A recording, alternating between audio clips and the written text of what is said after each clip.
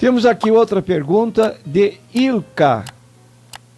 Ela pergunta no capítulo 24 de Mateus, versículos 14, versículo 19 e 20. Explicar: ai das que estiverem grávidas e das que amamentarem naquele dia, e orai para que a vossa fuga não se dê no inverno nem no sábado. Então vou ler o texto onde este versículo está registrado, que diz assim: mas ai das grávidas e das que amamentarem naqueles dias, e orai para que a vossa fuga não aconteça no inverno nem no sábado.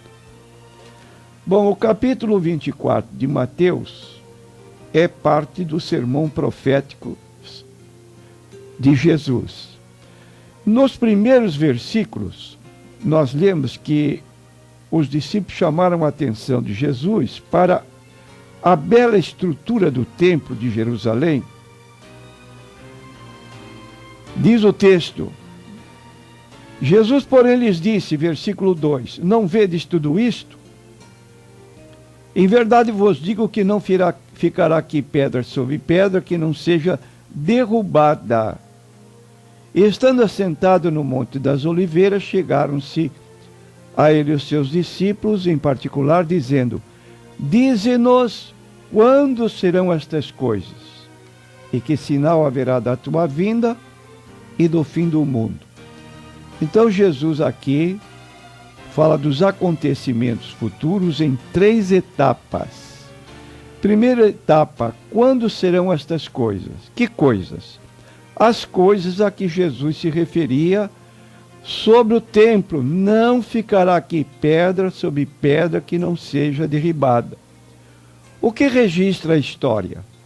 A história registra que no ano 70, o general Tito, romano, cercou a cidade de Jerusalém para que ninguém saísse, ninguém entrasse da cidade, para com isto provocar rebeliões ou fome interna dentro dos muros da cidade, enfraquecer o povo, para em seguida entrar e assolar a cidade e matar dentro do objetivo deles.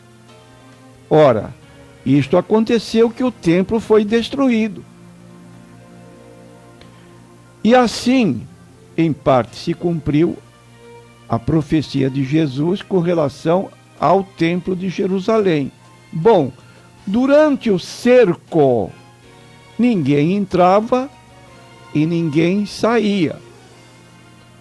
Ocorre que os cristãos que tinham tido parte no ouvir este ensino, quando viram os exércitos do general Tito se aproximar, eles fugiram e não entraram na cidade.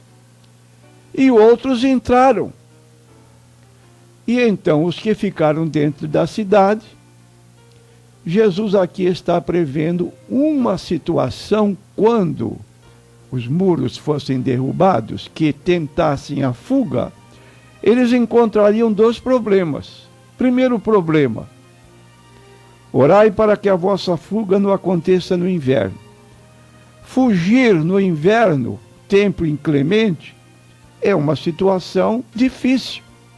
Neve caindo, e tudo isso prejudicava a fuga das pessoas que queriam fugir do castigo do general que estava invadindo a cidade. E outra situação é com relação à posição dos líderes judaicos, que não permitiam a caminhada no sábado, senão dentro de um limite mais ou menos de 1 quilômetro e 200 metros ou 800 metros por aí. Ora, se essas pessoas fugissem, tivessem que fugir no dia do sábado, encontrariam uma barreira que os outros encontrariam no inverno.